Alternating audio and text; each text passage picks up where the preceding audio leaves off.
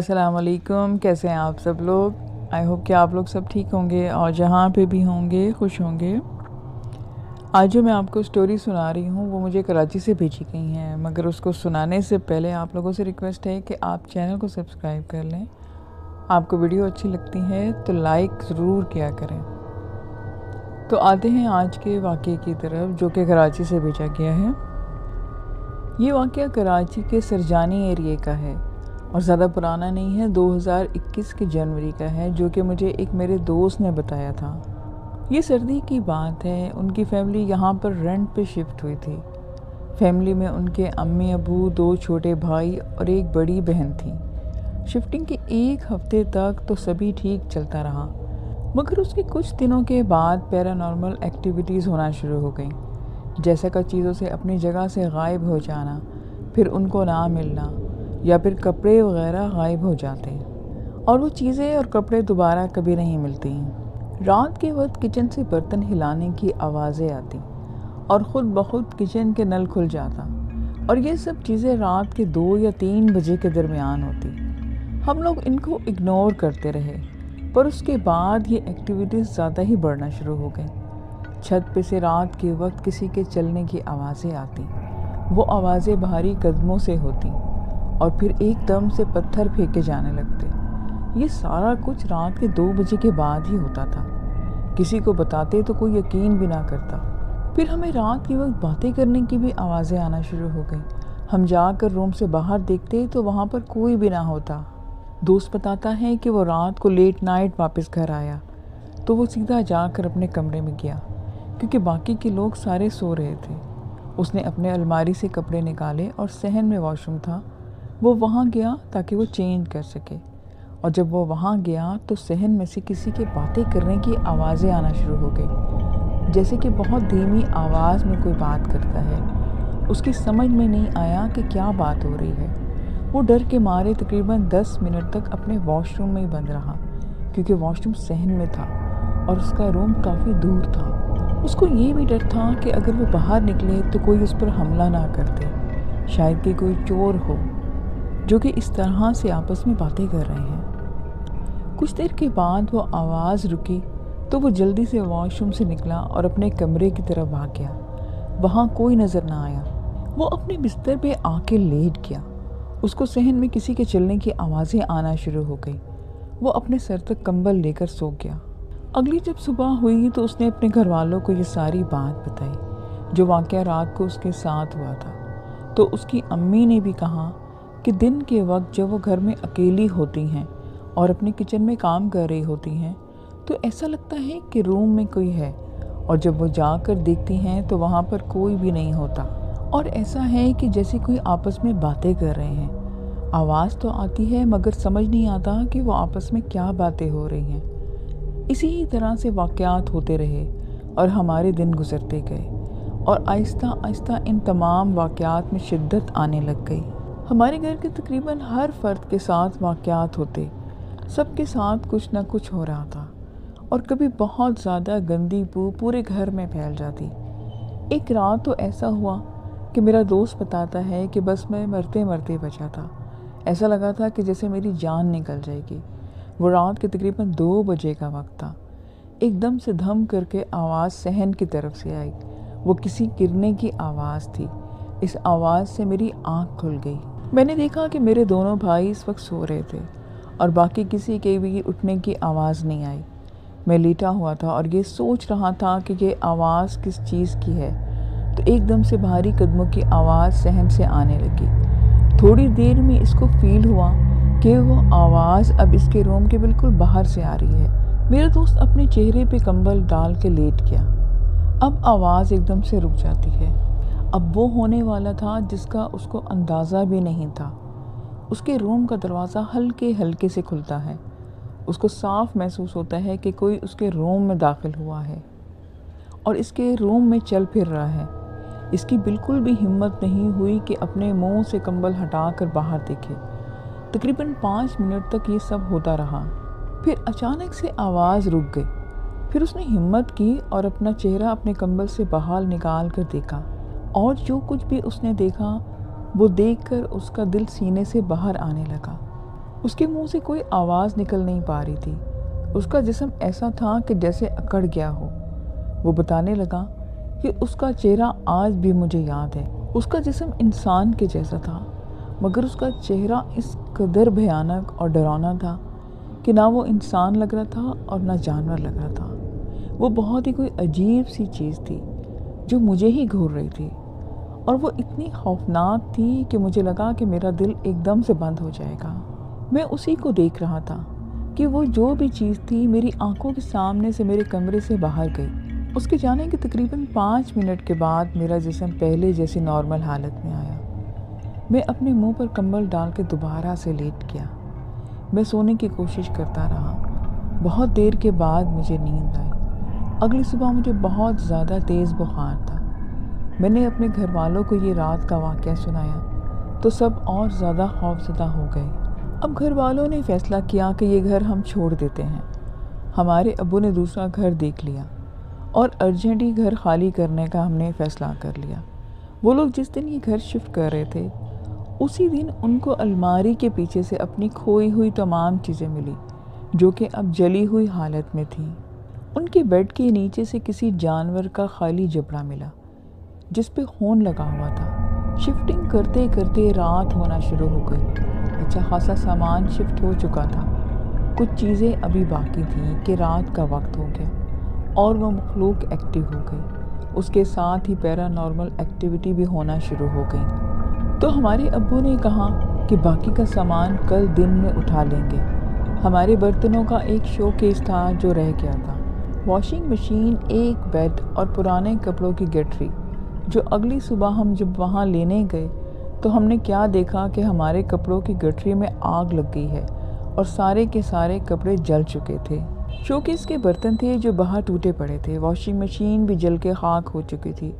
یہ سب دیکھ کر میرے دوست کو غصہ آ گیا تو اس نے زور سے بولا کہ جو بھی ہو ہم یہاں سے جا رہے تھے، پھر ہمارا نقصان کیوں کیا؟ اس طرح وہ برا بھلا بولنے لگ گیا۔ اس کا یہ بولنا تھا کہ تمام روم کے دروازے اور کھڑکیاں زور زور سے کھلنا اور بند ہونا شروع ہو گئیں۔ اتنی زور سے بند ہو رہی تھیں کہ ان کی کھڑکیوں کے شیشے ٹوٹ چکے تھے۔ اس کے بعد ایک بھیانک قسم کی آواز آئی جو کہ بہت غصہ کرنے میں محسوس ہو رہی تھی۔ اس کے بعد وہ بکرے کی شکل والی مخلوق روم کے اندر نظر آنا شروع ہو گئی۔ اس کو دیکھ کر یہ سب لوگ بہت ڈر گئے اور صحن میں آ کر کھڑے ہو گئے۔ اس کے بعد بہت ہی بھیانک آوازیں آنا شروع ہو گئی۔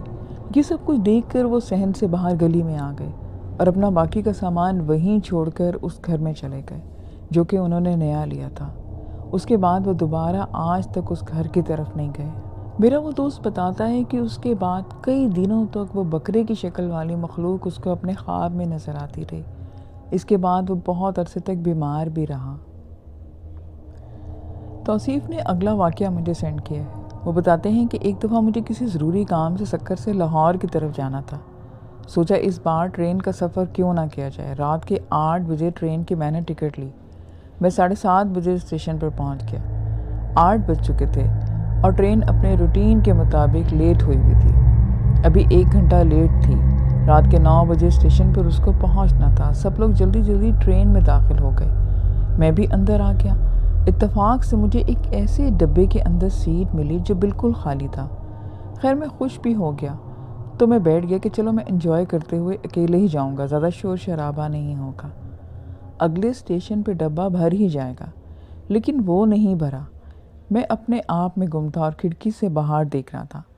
اتنے میں ٹرین ایک سنسان علاقے سے گزری۔ ٹرین ڈرائیور نے وہاں ٹرین کی سپیڈ بڑھا دی تھی۔ شاید وہ اس علاقے سے واقف تھا۔ سب لوگوں نے بھی اپنی اپنی کھڑکیاں بند کر رکھی تھی، مگر میں تھا کہ اپنی کھڑکی سے باہر دیکھ رہا تھا۔ اتنے میں ایک دم سے اندھیرا چھا گیا۔ ہوا کا جھونکا میرے بالوں کو اڑاتا ہوا کھڑکی سے باہر گیا، مگر میں نہ سمجھا۔ میں بہت خوش تھا۔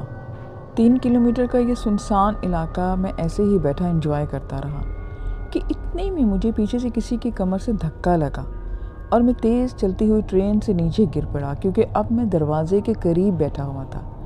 نیچے گرنے سے مجھے بہت سی چوٹیں آئیں۔ میرا سر پھٹ گیا اور مجھے چکر آنا شروع ہو گئے۔ اتنے میں ایک کالی بلی میرے سامنے سے گزری۔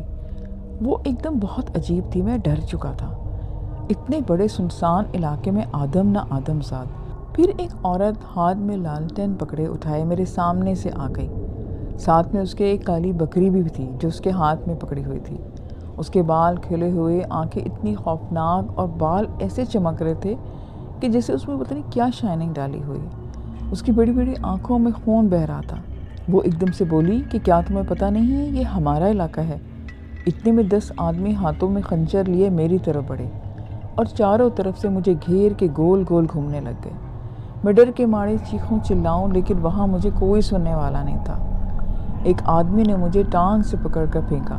میں درخت سے جا ٹکرایا اور میرا بازو ٹوٹ گیا، اور پھر وہ عورت آگے بڑھی میرے سینے پہ آ کے بیٹھ گئی۔ اس کی آنکھوں سے نکلنے والا خون میرے چہرے پر گر رہا تھا، میرے منہ کے اندر جا رہا تھا۔ اس عورت نے میرے منہ کے اوپر الٹی کی جو کہ خون سے لت پت گوشت کی تھی۔